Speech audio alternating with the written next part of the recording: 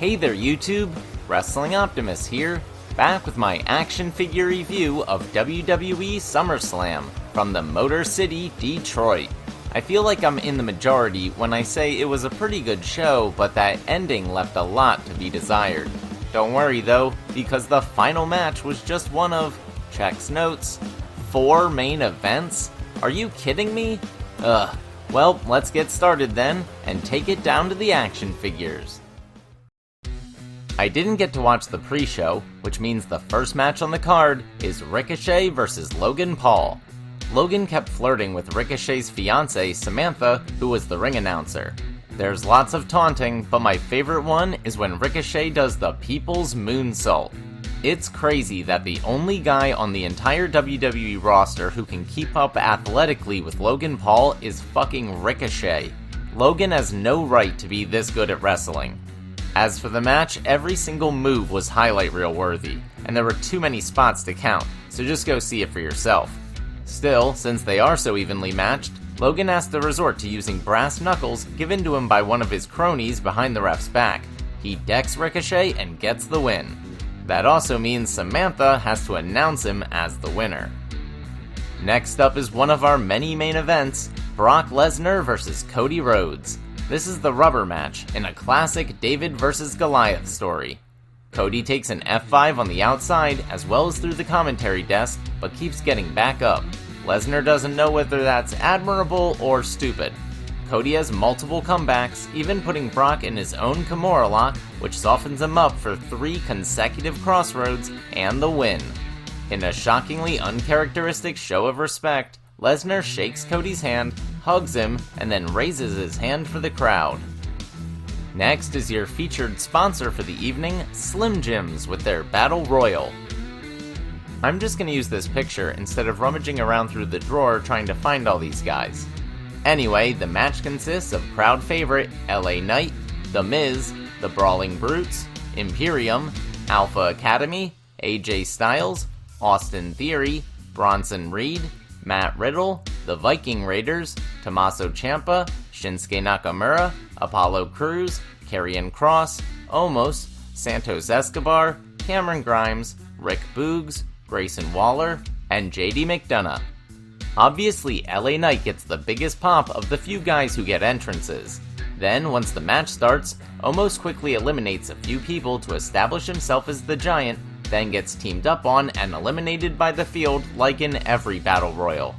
Santos Escobar eliminates Theory ahead of their US title match on SmackDown, and the final 3 is LA Knight, AJ Styles, and Sheamus. AJ gets eliminated thanks to Karrion Kross interference before Knight takes out Sheamus for the win. Based on all his recent crowd reactions, this was the right call. Next was a bizarre MMA rules match between Ronda Rousey and Shayna Baszler.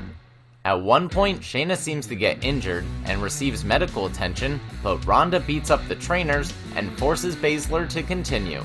But maybe she shouldn't have because Shayna makes Rousey pass out in the Kirifuda clutch. Then it's time for big meaty men slapping man meat, as Gunther takes on Drew McIntyre for the Intercontinental title. It's exactly the kind of match you'd expect out of these guys. Athletic, hard-hitting, and brutal. If you like that, this was awesome. If you don't, then this was probably a little boring. But in the end, Gunther realizes that his splash isn't working, so he hits a powerbomb for the win to retain his title. Our next match is for the World Heavyweight Championship, as Seth Rollins defends against Finn Balor of the Judgment Day. Seth comes out wearing the exact same entrance gear from when he lost to Finn Balor for the first ever Universal Championship. Although Balor did get injured that night, he won the match, so I'm not sure how much of a head game that is. Finn hits Seth with a powerbomb into the barricade, just like the move that injured him 7 years ago. Then Seth follows it up with 2 buckle bombs of his own, but it only gets a 2 count. Right as the match hits its peak, suddenly Damian Priest arrives with his Money in the Bank briefcase in hand. He also waves Dom and Rhea to ringside, but Seth takes them all out. After a bunch of hesitation, when Priest tries to distract the ref so Finn can use the briefcase as a weapon, it backfires and Rollins manages to hit a stomp on it instead for the 1-2-3. Then it was time for another main event, as Asuka defended her WWE Women's Championship against Charlotte Flair and Bianca Belair in a triple threat match. Pathetically, this was one of only 2 women's matches on the card after Becky and Trish's match got cancelled and Rhea was never even scheduled to begin with. There's not much to say here other than Bianca and Charlotte are ridiculously athletic. At one point, Belair fakes a knee injury and has to get help to the back by medical staff, but she comes back out and can now still pick people up. In the end, Asuka sprays Charlotte with the mist while she has Bianca in the figure 8, but Bianca rolls up Asuka to win back her title. The celebration is short-lived though, as Bayley and Miss Money in the Bank, Io Sky, come running out. They beat up Asuka and Charlotte, then Io hits Bianca with the briefcase, cashes it in, nails a moonsault, and becomes your new WWE Women's Champion. Which brings us to the actual main event, as Roman Reigns defends his undisputed WWE Universal Championship against Jey Uso. Not only will this determine who the champion is, it'll also determine who gets the title of Tribal Chief.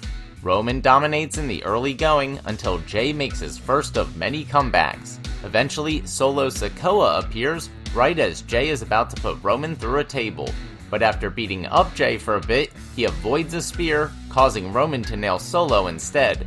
This causes Solo to temporarily turn on Roman, likely foreshadowing a future story. Jey gets the upper hand and hits Roman with an Uso splash, but a mystery person stops the count. It's Jimmy Uso. What the fuck? He super kicks his brother and throws him back into the ring, where Roman spears Jey through a table to get the victory, retain his title, and more importantly, remain the Tribal Chief. Not gonna lie, I didn't like that ending, cause it feels like they're just trying to draw out this bloodline story for another few months. Also, the MMA rules match between Ronda and Shayna was pretty bad. But otherwise, all the other matches were anywhere from really good to great. It's always hard to grade shows like this, but if I had to put a number on it, I'd probably say it was about a 7 out of 10. Alright, that'll do it for WWE Summer Slam 2023. Let me know what you thought of the show down in the comments. If you liked the video, make sure to do all that normal YouTube stuff. Smash the like button, share with any wrestling or action figure fans you may know, subscribe to the channel, and spread the word. You can also talk to me over on X at WrestlingOptimus, or see my best figure photography over on Instagram at WrestlingOptimus. If you haven't seen my latest video, it should be on screen now. But until next time, I've been Wrestling Optimus, and I'll catch you later.